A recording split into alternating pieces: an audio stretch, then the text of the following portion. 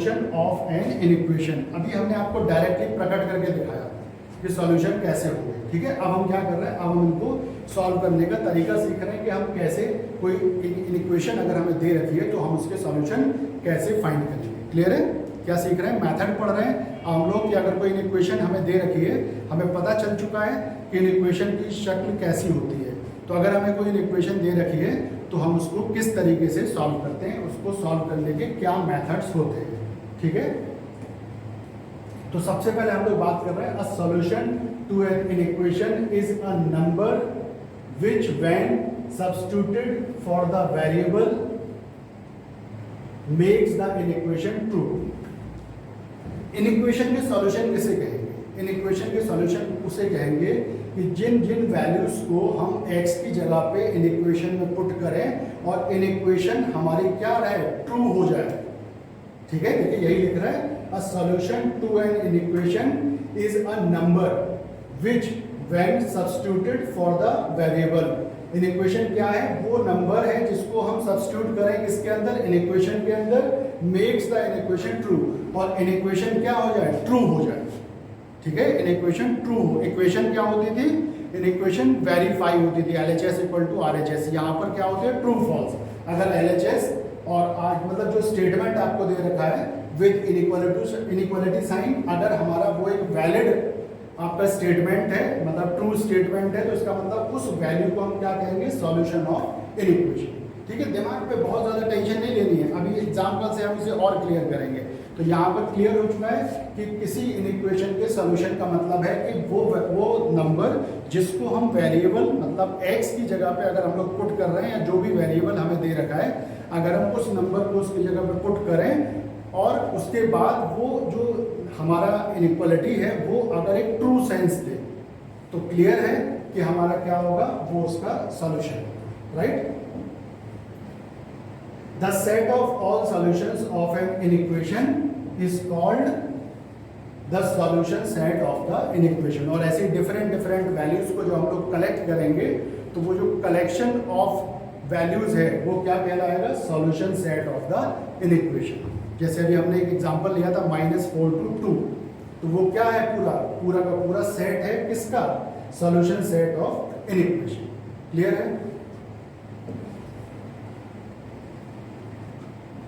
वही हम लोग एक एग्जांपल से इस चीज को समझ रहे हैं कि एक इनइक्वेशन आपको नजर आ रही है, x यहाँ पर अननोन है, इसका मतलब हमें यहाँ पर x का वैल्यू निकालना है। अब आपने क्या करा, जब इसको सिंप्लीफाई करेंगे, अभी सीखेंगे कैसे सिंप्लीफाई करेंगे, राइट। तो इसकी जो वैल्यू है वो -4 to 2 आ रही है, जो अभी हम लोग बात कर रहे थे, और आप इसको इंटरवल में लिखते हो तो क्या आ रहा है, -4 to 2। तो इसका मतलब ये जो -4 to 2 है, ये क्या कहलाएगा, सॉल्यूशन सेट किसका, इस इनइक्वेशन का, ठीक है। ये सारी वो वैल्यूज हैं जिसपे हमारी ये इनइक्वेशन क्या होगी, ट्रू होगी। आप कोई भी वैल्यू इस इंटरवल में से अगर आप इसमें पुट करोगे तो ये हमेशा ट्रू स्टेटमेंट रहेगा, ठीक है। आगे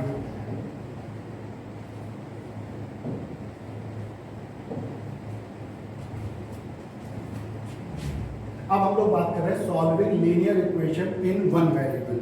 अगर हमें वन वेरिएबल में लीनियर इक्वेशन दे रखा है, याद है लीनियर इक्वेशन का मतलब जो अब तक इक्वल टू का साइन था, उस इक्वल टू की साइन की जगह पे less than, greater than, less than equal to, greater than equal to, ऐसे कुछ अगर हमारे साइन लिखे हुए हैं, बने हुए हैं, तो वो इक्वेशन ना कह के क्या कहलाएगा, इनइक्वेशन, ठीक है। और यहाँ पर दो वर्ड है, एक है लीनियर। लीनियर आप लोग जानते हो, जैसे आपने लीनियर इक्वेशन पढ़ा है, तो लीनियर का मतलब होता है कि जो वेरिएबल है उसकी डिग्री क्या होगी, 1, तो वो लीनियर कहलाएगा। और वन वेरिएबल, उसके अंदर केवल एक ही अननोन होगा, ठीक है। जैसे हम लोग इसको समझेंगे, अभी थोड़ा पहले कुछ स्टेप्स ले लेते हैं कि हम लोग किस तरीके से सॉल्व करते हैं, ठीक है।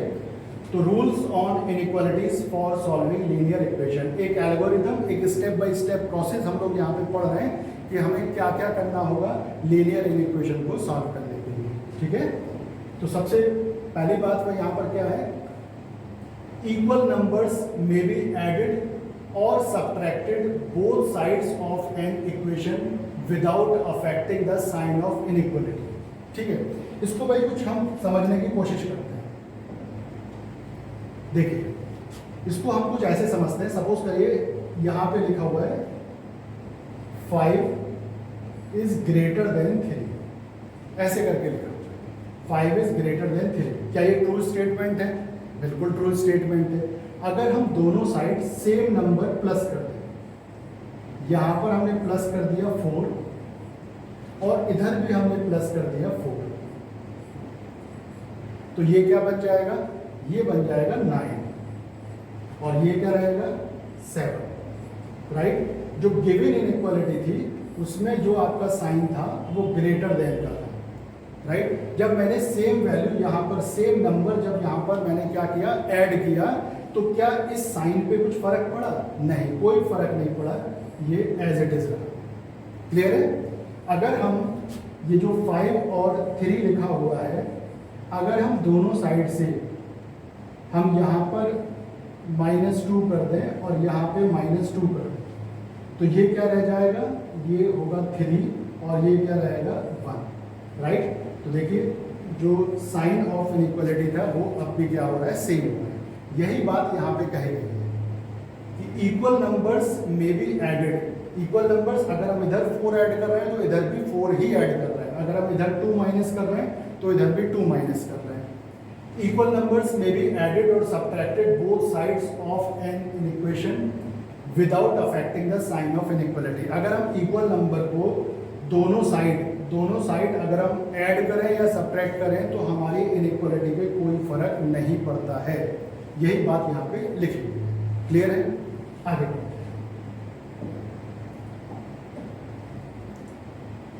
Both sides of an inequation can be multiplied और डिवाइडेड।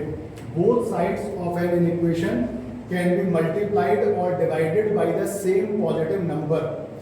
जो हमारी इक्वेशन है उसको हम दोनों साइड को किसी सेम नंबर से मल्टीप्लाई कर सकते हैं, पॉजिटिव नंबर से। यहाँ पर एक वर्ड है, both sides of an equation can be multiplied और divided by the same positive number. तो अगर हम कोई हमारी इनइक्वालिटी है, हम उसको अगर किसी पॉजिटिव नंबर से दोनों साइड सेम पॉजिटिव नंबर से मल्टीप्लाई करें या डिवाइड करें तो हमारी इनइक्वालिटी के साइन पर कोई फर्क नहीं पड़ेगा, राइट। इसको भी हम लोग देख लेते हैं। देखिए हम इसको भी ऐसे ही समझते हैं। अभी हमने एक इक्वेशन लिया था कि 5 इज ग्रेटर देन 3, राइट। अब हम क्या कर रहे हैं, हम दोनों साइड सपोज करिए 4 से मल्टीप्लाई कर रहे हैं, हम इसको भी 4 से मल्टीप्लाई कर रहे हैं और हम इसको भी 4 से मल्टीप्लाई कर रहे हैं। तो जो 4 है, एक तो दोनों साइड 4 है और 4 कैसा नंबर है? पॉजिटिव नंबर है। तो इधर की तरफ क्या आ जाएगा? 20 और इधर क्या हो जाएगा? 12। तो आप गौर करिए, यहाँ पर जो सिंबल था, जो साइन था इनइक्वालिटी का, वो ग्रेटर है और यहाँ भी वो क्या आएगा? ग्रेटर ही आएगा। तो यही कहा गया है कि both sides of an equation can be multiply और divided by the same positive number. आप इनइक्वालिटी की दोनों साइड को सेम पॉजिटिव नंबर से मल्टीप्लाई कर सकते हो, उसके साइन पर कोई फर्क नहीं पड़ेगा। लेकिन यही चीज़ अगर हम लोग कहें कि भाई एक तरफ 5 है और एक 3 है, अगर हम इसको -4 से मल्टीप्लाई करें, अगर हम इसको -4 से मल्टीप्लाई करें तो ये कितना हो जाएगा? -20 और ये कितना होगा? -12, राइट। अब आपको पता है कि नेगेटिव साइन अगर लगा हुआ है किसी नंबर से पहले तो उस नंबर का मैग्नीट्यूड, उस नंबर की वैल्यू जितनी ज़्यादा होगी उस नेगेटिव की वजह से वो नंबर उतना ही छोटा होगा। क्लियर है? तो आपको बहुत अच्छे से पता है कि -20 इज ग्रेटर देन, अगर मैं ऐसे लिखता हूं तो ये क्या हो जाएगा? रॉन्ग हो जाएगा, राइट। ये नहीं आएगा। क्या आएगा आपका? -20 इज स्मॉलर देन -12। तो गौर करिए, यहाँ पर जो आपका साइन ऑफ इनइक्वालिटी था वो ग्रेटर देन था और यहाँ पर वो क्या हो गया? स्मॉलर हो गया। ठीक है, आपने देख लिया भाई -20 क्या ग्रेटर होगा -12 से? बिल्कुल नहीं होगा। -20 क्या होगा? स्मॉलर होगा। किससे? -12 से। तो यहाँ पर क्या समझ में आ रहा है कि both sides of an equation can be multiplied और divided by the same positive number. अगर हम किसी पॉजिटिव नंबर से मल्टीप्लाई करें, आप डिवाइड करके भी देख सकते हैं, तो इनइक्वालिटी के साइन पर कोई फर्क नहीं पड़ रहा है। बट अब दूसरा स्टेटमेंट क्या लिख रहा है? But when both sides are multiplied और divided by a negative number. अगर हम दोनों साइड को नेगेटिव नंबर से मल्टीप्लाई या डिवाइड करते हैं then the sign of inequality is reverse. तो जो साइन ऑफ इनइक्वालिटी है वो रिवर्स हो जाएगा। रिवर्स का मतलब है चेंज हो जाएगा। अगर ग्रेटर है तो स्मॉलर हो जाएगा और अगर स्मॉलर है तो ग्रेटर हो जाएगा, जो बात यहाँ से प्रूफ हो रही है। ठीक है, रिपीट करते हैं। पहली बात क्या पढ़ी कि अगर हमारा कोई इक्वेशन है, अगर हम सेम पॉजिटिव नंबर को उस इक्वेशन के बोथ साइड ऐड करें या सब्ट्रैक्ट करें, इनइक्वालिटी के साइन पर कोई फर्क नहीं पड़ता। और इसी तरीके से अगर हम किसी इनइक्वालिटी की बोथ साइड अगर हम सेम पॉजिटिव नंबर से मल्टीप्लाई करें या डिवाइड करें, जो हमारा इनइक्वालिटी का साइन है वो कैसा रहता है, सेम रहता है। लेकिन अगर हम किसी इनइक्वालिटी की बोथ साइड्स को किसी सेम नेगेटिव नंबर से मल्टीप्लाई या डिवाइड करें तो इनइक्वालिटी का साइन क्या हो जाता है, रिवर्स हो जाता है, चेंज हो जाता है। अगर ग्रेटर है तो स्मॉलर हो जाएगा और अगर स्मॉलर है तो ग्रेटर हो जाएगा। क्लियर है? वेरी गुड, आगे बढ़ते हैं। 2 पॉइंट्स हमारे हो चुके हैं, राइट। इसको सॉल्व करने के थर्ड पॉइंट पे आते हैं। Any term of an inequation may be transform to the other side. भाई जैसे हमने इक्वेशन में पढ़ा था, any term of an equation in equation may be transform to the other side with the sign change without affecting the sign of inequality. क्या मतलब हुआ, इसको भी थोड़ा सा समझिए। ये तो बहुत आसान सी बात है कि अगर ऐसे करके लिखा हुआ है 2 + 3x ग्रेटर देन x + 3, अगर हम ये चाहते हैं कि ये जो 2 है ये इस साइड ट्रांसफर हो जाए तो बिल्कुल हो सकता है, लेकिन जब ये इस साइड आएगा तो ये अपने जो वहाँ पर साइन है उसके अपोजिट साइन के साथ आएगा। वहाँ पर कैसा साइन है, इससे पहले पॉजिटिव, तो यहाँ पर कैसा आएगा, नेगेटिव, और यहाँ पे क्या रह जाएगा, 3x। क्लियर है, राइट। तो ये बहुत सिंपल सी बात है, इक्वेशन में हम ये बहुत अच्छे से पढ़ चुके हैं। वही चीज़ यहाँ पे फॉलो हो रही है। तो क्या पढ़ा, any term of an equation may be transfer to the other side without other side with its sign changed without affecting the sign of inequality. Clear है? Okay. Working rule to solve linear inequation in one variable. अभी तो हमने rule पढ़ा कि ये चीज़ें हम लोग कर सकते हैं। अब हम लोग क्या कर रहे हैं, अब हम लोग पढ़ रहे हैं वर्किंग रूल कि अगर हमें कोई इक्वेशन दे दी गई और हमें रूल भी पता है कि हम इसको इधर ट्रांसफ़र कर सकते हैं, हम सेम नंबर से मल्टीप्लाई कर सकते हैं, डिवाइड कर सकते हैं, लेकिन हम उस इक्वेशन को सॉल्व करने की शुरुआत कैसे करेंगे। ठीक है, तो एक वर्किंग रूल, एक स्टेप बाय स्टेप प्रोसेस हमने यहाँ पे लिया है जिसको हम लोग फॉलो करेंगे। तो सबसे पहली चीज़, अगर हमें इन इक्वेशन दे रखी है, राइट, तो हमें क्या करना है। अभी आपने देखा इन इक्वेशन में एक से ज़्यादा प्लेसेस पर x था और एक से ज़्यादा प्लेसेस पर आपके कांस्टेंट वैल्यू भी थे। तो सबसे पहले जो सर्जिकल स्ट्राइक है वो इसी पर करनी है। क्या करनी है, transform all terms involving x on the LHS। जितने भी टर्म में x आ रहा है उसको एक साइड ले आइए, LHS ले आइए, ठीक है, लेफ्ट हैंड साइड पे ले आइए, and the constant terms on the RHS। सबसे पहले क्या करना है कि जितने भी x हैं उनको लेफ्ट साइड में कलेक्ट कर लीजिए। आपको क्लियर है, जब वो शिफ्ट करेंगे एक साइड से दूसरी साइड में जाएंगे तो अभी पढ़ा था उनका साइन क्या हो जाएगा, चेंज हो जाएगा। तो x को LHS में कलेक्ट कर लीजिए और जो कांस्टेंट वैल्यूज हैं उनको RHS में कलेक्ट कर लीजिए। अभी हम क्या पढ़ रहे हैं, इन वन वेरिएबल, तो केवल x ही होगा, तो यही लिखा है यहाँ पे, transform all terms involving x on the LHS and the constant terms on the RHS। जो आपके x से रिलेटेड टर्म है जिनमें x इन्वॉल्व हो रहा है उनको सबको LHS में कलेक्ट करिए, और जिनमें x नहीं आ रहा है, जो कांस्टेंट टर्म है, उनको RHS में कलेक्ट कर लीजिए। ठीक है, this is first step. Second step पे आते हैं, divide both sides by the coefficient of x। आपको क्लियर है कि जब हमने x एक तरफ ले लिया तो हम उनको क्या करेंगे, हो सकता है कि बीच में एडिशन का साइन हो तो उनको ऐड कर देंगे, सब्ट्रैक्शन का साइन हो तो उनको सब्ट्रैक्ट कर देंगे। तो जो आपके एक से ज़्यादा हमारे x हैं वो मर्ज होकर के क्या हो जाएगा, एक x हो जाएगा। अब जब आप उनको ऐड करोगे या सब्ट्रैक्ट करोगे तो क्लियर है कि x का कोई ना कोई कोफिशिएंट भी आएगा, राइट। तो अगर x का जो कोफिशिएंट है वो क्या है, 1 से कुछ अलग है, ठीक है, तो हमें क्या करना है, उससे डिवाइड करना है। बहुत आसान सी बात है, ये तो हमने इक्वेशन में भी पढ़ा है, ठीक है। टेंशन नहीं लेनी है ये जो लाइन लिख रही है कि ये चीज़ें याद रखनी है, कोई याद नहीं रखनी है, ये तो वही बातें जो आप पढ़ चुके होंगे। अगर 2x इक्वल टू सपोज करिए 18 लिखा हुआ है, तो आप अगर x का वैल्यू चाहते हो तो आपको क्लियर है यहाँ पर x का कोफिशिएंट क्या है 2, तो आपको 2 से क्या करना पड़ेगा, डिवाइड करना पड़ेगा। जब आप 2 से डिवाइड करोगे तो यहाँ x रह जाएगा और यहाँ पे कितना रह जाएगा, 9 रह जाएगा, ठीक है। अगर ये इक्वेशन होता, ठीक है, सपोज करिए ऐसे करके आ रहा है 2x ग्रेटर देन 18, तो भी हमें क्या करना है, 2 से डिवाइड करना है। और अगर हमने अभी सीखा था कि अगर हम किसी पॉजिटिव नंबर से डिवाइड कर रहे हैं दोनों साइड को, तो हमारी इनइक्वालिटी पे कोई फर्क नहीं पड़ता, राइट। ये लिखा हुआ है divide both sides by the coefficient of x if the coefficient is not 1, अगर 1 नहीं है तो।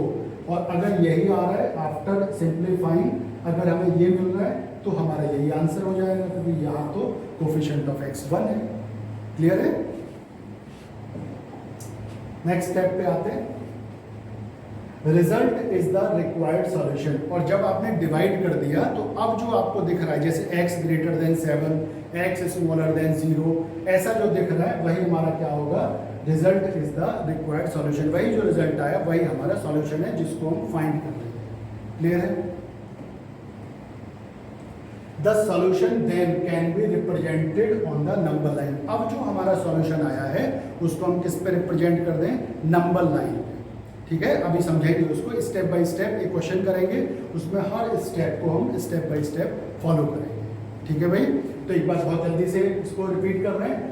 वर्किंग रूल है किसके लिए, solve a linear equation in one variable. अगर वन वेरिएबल की लीनियर इक्वेशन आपको दे रखी है, उसको सॉल्व करने के लिए हम इमीडिएट उसको कैसे सॉल्व करें, तो हमने यहाँ पर 4 रूल्स पढ़े।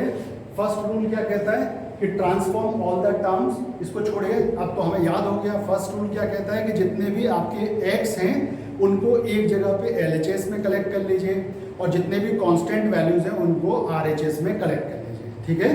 अब वो जो अलग अलग x हैं उनको मर्ज करके आपने क्या कर दिया, एक बना दिया। अब अगर वो जो x है उसका कोफिशिएंट 1 के अलावा कुछ है, 2 है, 3 है, कुछ भी है, राइट, तो आप उससे दोनों को क्या करेंगे, डिवाइड कर देंगे, राइट। और अब जो फाइनली x ग्रेटर देन या x स्मॉलर देन जो हमारा लिखा रह गया वही हमारा क्या है, सॉल्यूशन है, सॉल्यूशन सेट जिसे कहते हैं, ठीक है।